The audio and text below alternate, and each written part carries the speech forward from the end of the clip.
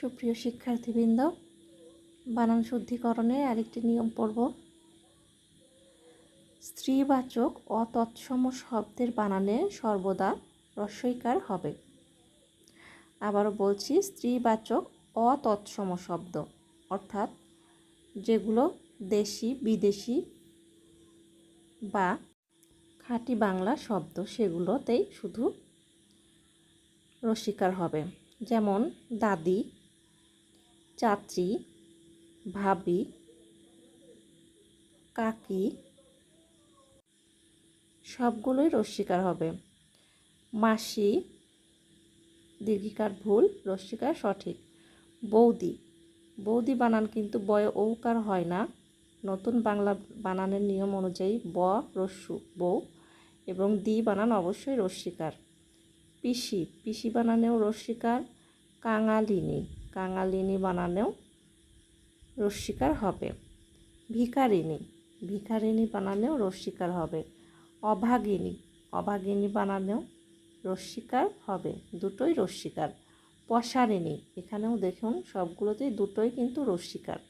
নাগিনী, নাগিনী বানানটাও কিন্তু আগে দীর্ঘিকার দিয়ে লেখা হতো, কিন্তু হ্রস্বইকার সঠিক।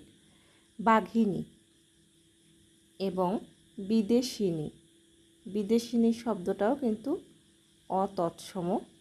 রাঁধুনি, রাঁধুনি বানানেও হ্রস্বইকার হবে। এবং রানী, রানী বানান কিন্তু আমরা পূর্বে দীর্ঘিকার দিয়ে লিখেছি, কিন্তু এখন হ্রস্বইকার হবে।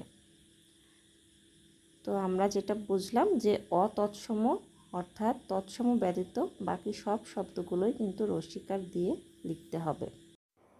গোয়ালিনী, গোয়ালিনী বানানেও কিন্তু দীর্ঘিকার ভুল, হ্রস্বইকার সঠিক।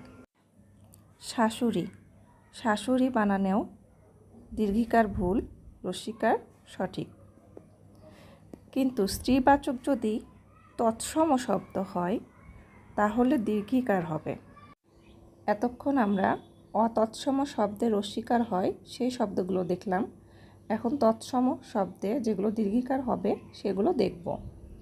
যেমন পাত্রী, পাত্রী হলো তৎসম শব্দ। এরপরে আছে ছাত্রী, এটিও দীর্ঘিকার সঠিক, কারণ এটিও তৎসম শব্দ। রমণী, এটিও দীর্ঘিকার সঠিক। নেত্রী, এটিও দীর্ঘিকার হবে।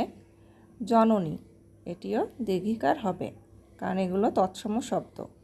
সুতরাং স্ত্রীবাচক তৎসম শব্দে সর্বদা দীর্ঘিকার হবে।